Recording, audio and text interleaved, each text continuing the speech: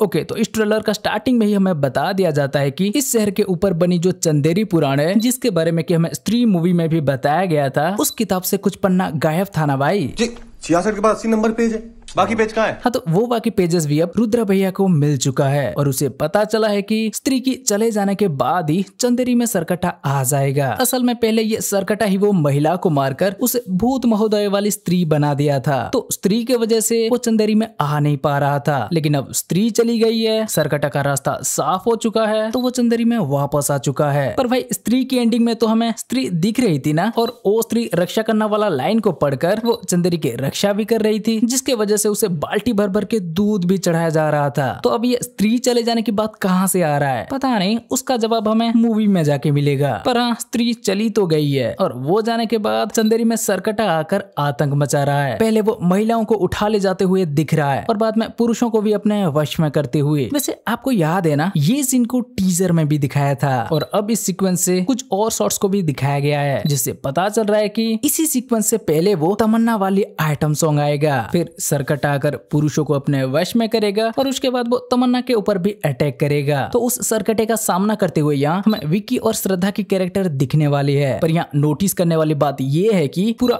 गांव वालों को तो सरकटा अपने वश में कर लिया, लेकिन विक्की को क्यों छोड़ दिया? श्रद्धा का समझ में आता है, उसके पास चुड़ैल वाली पावर भी है, लेकिन अपना विक्की भैया तो एकदम एक नॉर्मल इंसान है, फिर इन्हें क्यों छोड़ा? इसका आंसर मूवी में मिलेगा। फिर आगे विक्की के चारों तरफ चंदेरी की सारा महिलाएं दिख रही है, पर यहाँ कोई पुरुष क्यों नहीं दिख रहा? शायद अब चंदेरी की सारे पुरुष सरकटे के वश में है। पर ये थोड़ा इंटरेस्टिंग है ना, इससे पहले जो सीन हमें देखने मिल रहा था वह विक्की के चारों तरफ सिर्फ पुरुष थे, एक भी महिला नहीं, और उसके बाद यहाँ सिर्फ महिलाएं दिख रहे हैं, एक भी पुरुष नहीं। चलो इसका रीजन भी मूवी में पता चल जाएगा। फिर आगे हमें ऐसा भी एक शॉट दिखता है जिसे कि देखकर बहुत से लोग सोच रहे होंगे इसमें श्रद्धा भी भूत बनते हुए दिखेंगी। तो भाई नहीं, ये पूरा का पूरा झूठ हो सकता है, क्योंकि क्लाइमैक्स से पहले वाला सीन में हम देख सकते हैं विक्की भैया के सारे उंगलियां सही सलामत है। मतलब ना तो वो श्रद्धा भूत बनने वाली सीन सच था और ना ही विक्की की उंगली चबाने वाला। अरे ऐसा एक शॉट हम स्त्री में भी देख चुके हैं ना भाई, विक्की को इमेजिन करते हुए। क्या भूल गए? ठीक है, तो इससे आगे हमें विक्की बिट्टू जाना और रुद्र भैया की एक चेस सीन देखने मिल रहा है, जहाँ वो पहले तो शायद स्त्री के खोज में गए थे, लेकिन मिल गया उन्हें सरकटा, तो ये अपना जान बचा के भाग रहे हैं।